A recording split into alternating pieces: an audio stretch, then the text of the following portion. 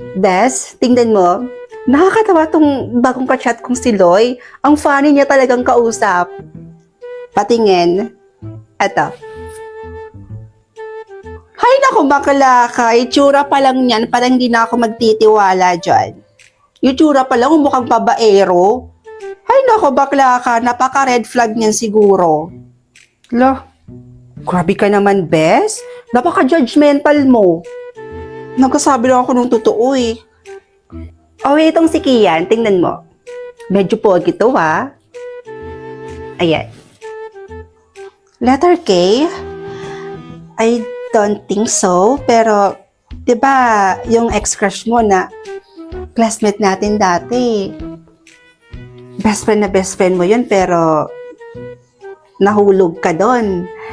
Tapos, ito ka naman na si Tanga. Umamin. Anong nangyari? Eh, di ba na friendzone ka? Eh, baka dyan, mas malala pa yung mangyari sa'yo. Baka mas ma-friendzone ka pa dyan. Ma-friendzone ka ng maaga, tapos iiyak-iyak ka. Sa bagay, may point ka naman. Ay, naku, babae ka. Huwag mo kong ay naano dyan. Maghanap ka ng iba dyan, wag lang yan. Eto, si Michael. Ayan. Ay, in fairness, may pagka-cute siya ha. Pogi. Malaki katawan. In short, bagay kayo. Boto ako dyan. Talaga? Sa tingin mo, bagay kaming dalawa? Oo naman. Lahat naman ang sinasabi ko, di ba, totoo? Never pa naman ako naging plastic sa'yo, no? Pogi naman siya at halatang humble and mabait. Parang yung crush ko lang sa kabila, si Macby. Teka, may napapansin ako Bakit ang dami mong ka-chat? Mga ka-chat ko to ba sa OFO app? OFO? Ano yan? OFO app? Dito sa OFO app kasi, Bes, marami kang pwedeng maging kakilala dito. Ang dami mong pwedeng makausap, maging kaibigan, or maging boyfriend. Kasi dito sa OFO app, Bes, lalaki man o babae, gumagamit na ng OFO app. At higit sa lahat, ang daming gwapo, cute, maganda, bakla ka. Ang dami na talagang gumagamit nito. Ikaw na lang siguro yung hindi pa gumagamit nito. Talaga? O yun ko lang nalaman yung mga may ganyan pala ha. Na-curious ako. Matry nga yan.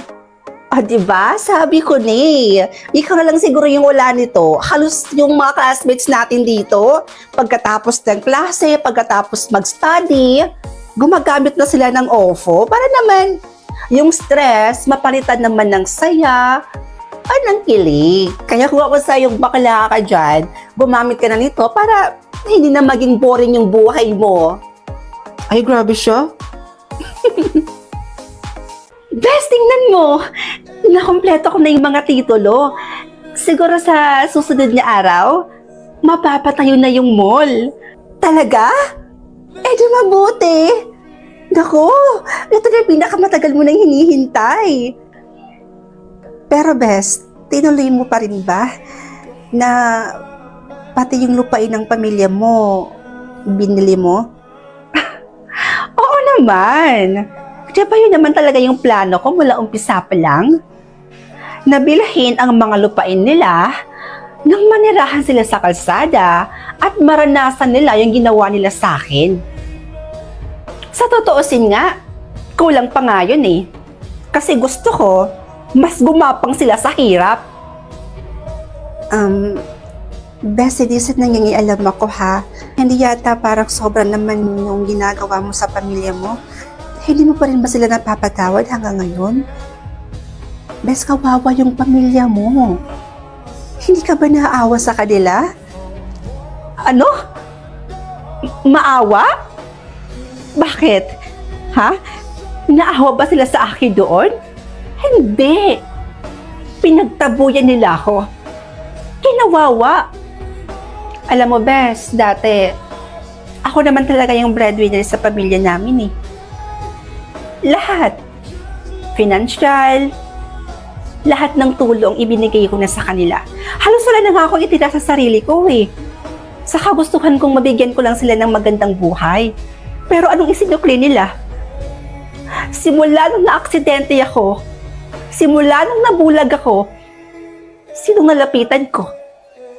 Wala. Dahil yung pamilyang inaasahan ko na tutulong sa akin, nasan sila? Pinagtabuyan nila ako.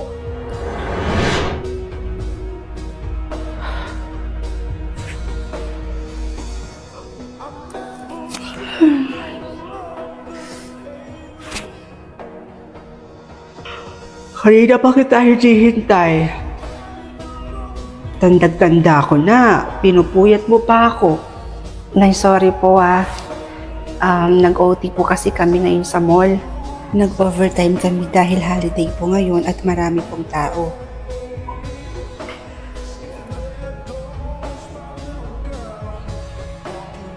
Sweldo mo ngayon, di ba? Okay na.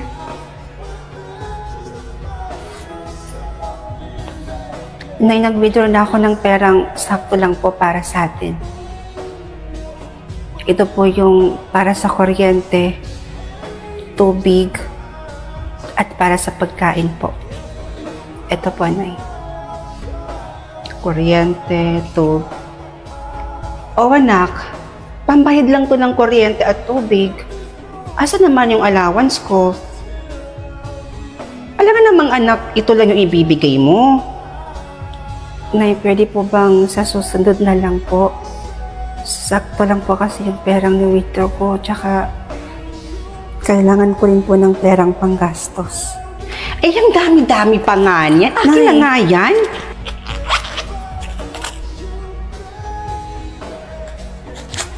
Ayan. Nay, simula sa araw na to, ako na mismo ang hahawak ng ATM mo, ha? Bakit kailangan niyo pang kunin yung ATM ko? Eh, nagbibigay naman po ako sa inyo ng pera. Nay, hindi naman po ako nagkukulang sa inyo eh. Hoy, tandaan mo, nanay mo pa rin ako. Utang mo sa akin lahat ng meron ka ngayon. Kaya pagdating sa pera mo, ako pa rin dapat ang masusunod. Naiintindihan mo.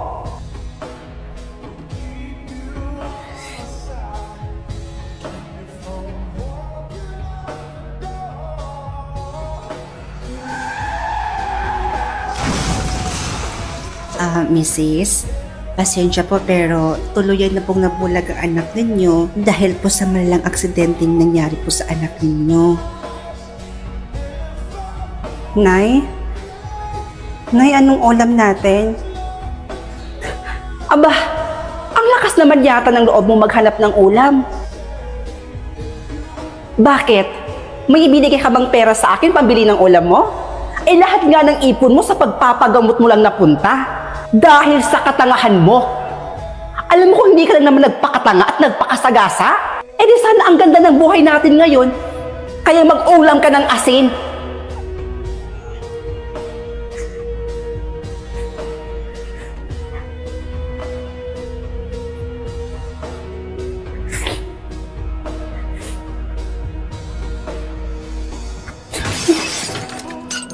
Ano na naman ba to? Nakabasag ka na naman? Nay, sorry po. Sorry po, hindi ko po sinasadya. Araw-araw na lang, Jasmine. Halika nga rito. Ikaw na lintik na bulag ka. Aray ko. Lahat na lang ng bagay dito nababasag mo. Nay, sakit po, Nay. Aray ko po. Aray ko, Nay. Bitawan niyo po ako, Nay. Nasasaktan po ako. Wala ka na ng pakinabang, perwiso ka pa, at pabigat ka pang hayop ka. Buisit! Kahit kailan talaga, perwiso talaga yung dala ng bata niya dito. Hay nako, kayo naman kasi, Nay, nagpapaka-stress pa dyan sa bulag na yan.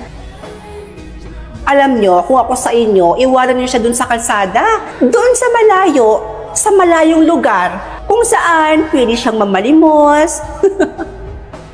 Ewan ko na lang talaga kung makabalik pa yan dito. Nay? Nay, saan po ba talaga tayo pupunta? Kanina pa po kasi tayo lakad ng lakad eh. Pagod na po ako. Oh, nandito na pala tayo. Ay ko. Oh, itong lahat ng gamit mo. Dito ka lang ah. Bakit, Nay? Saan po kayo pupunta? Sundin mo na lang yung sinabi ko. Dito ka lang at wag na wag kang aalis dito. Naiintindihan mo? Babalikan kita kaagad. O sige, Nay. Antayin ko po kayo dito. Bumalik po kayo kaagad, Nay, ha? Sige na.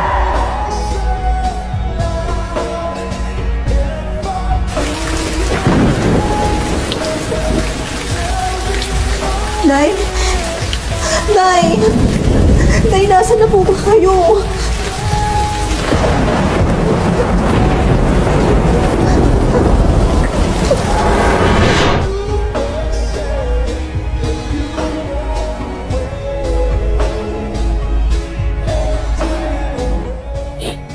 Buti na lang at nakita ako ng mama mo. Dahil kung hindi, hanggang ngayon, palabi-labi pa rin ako sa kalsada. Baka hanggang ngayon, hindi ko alam kung buhay pa ba ako.